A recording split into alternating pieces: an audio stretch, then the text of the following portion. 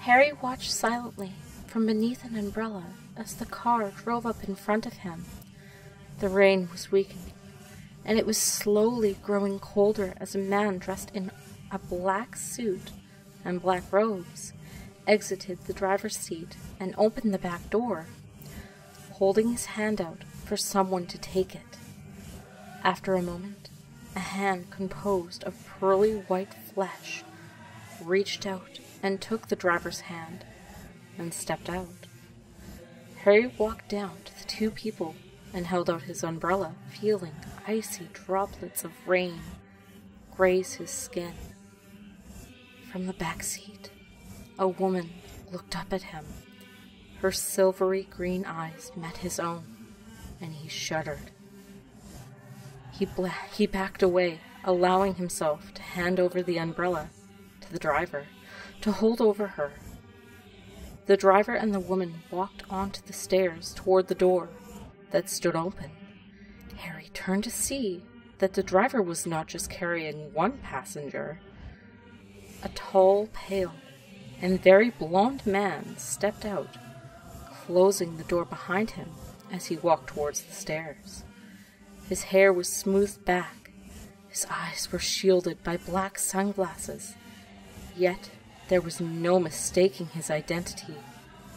"Malfoy?" Harry questioned. "What are you doing here?" "Escorting my wife to make sure she got here safely," he drawled, turning toward his longtime adversary. "There aren't many you can trust, you know." Nodding, Harry followed his childhood enemy inside, closing the front door as he went. The two entered the living room, where Hermione and Ron sat in silence. The woman had removed her cloak and was wearing an oversized shirt and a pair of jeans. "I want the three of you to understand one thing," Draco began, removing his sunglasses. "This is not just for the safety of my wife. It's more or less for the safety of our unborn child," the woman said, in a very American accent. "Brian, would you mind getting my bags from the car?" "Yes, ma'am." The driver began walking towards the door. Once he was out, the woman began to speak again. "Are you fully aware of the circumstances surrounding this situation?" she asked. "Afraid not," Hermione said. "All we were told was that we were going to be assigned to protect an elven princess." "How kind of them," Draco spat. "Melina is not just any elven princess. She is one of the only remaining of her kind. And the fact that I am pregnant poses even more of a threat to my family," Melina mumbled. "The four of us remain, not counting myself." "What happened to the others?" Ron questioned. "Murdered," she said. "My father murdered my mother. Not that she mattered. After all, she was human. But he was not. Ours stormed my home and took my father. In the end, he was executed.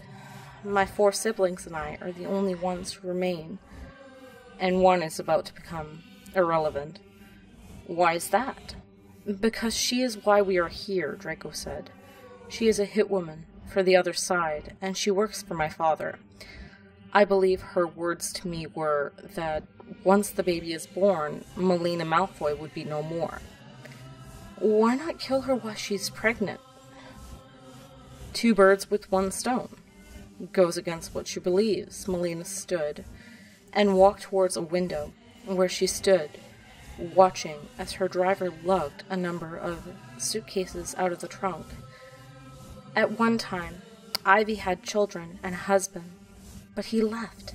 In turn, to get back at him, she pulled a Medea. From that point, she vowed never to kill another child, and to never love again." "I see," Hermione muttered. "Well, we'll do our best to protect you." The door opened again, and the driver entered carrying 3 of the suitcases. He set them down, breathing heavily, and went back outside for the 2 that still remained. You don't pack light, do you? Ron asked. Hermione threw a pillow in his direction, but Melina simply smiled as the driver returned with the 2 remaining bags. We have to be going now, Mr. Malfoy, sir. You have that meeting at 2, Brian said. I know. He looked over at Melina. Please take care of yourself. I will, she said, looking out the window. But you really need to go. Draco began to walk towards the door, putting his sunglasses back on. Harry followed him. If I find that so much of a hair is harmed on her head, he stopped, turning to look at him in the face. I will have you, Weasley, and Granger's arses in an iron vice. Do I make myself clear? Don't threaten us, Malfoy, Harry said in a sort of cool, yet impatient tone, because I get this nagging feeling that Melina isn't even your wife. At first, Draco glared at Harry with a look that clearly stated he was going to kill him. After a moment, his face became relaxed, almost as if he had remembered something. Prove it, he said, his voice dripping with malice, before he exited towards the car. Harry smirked, closing the door.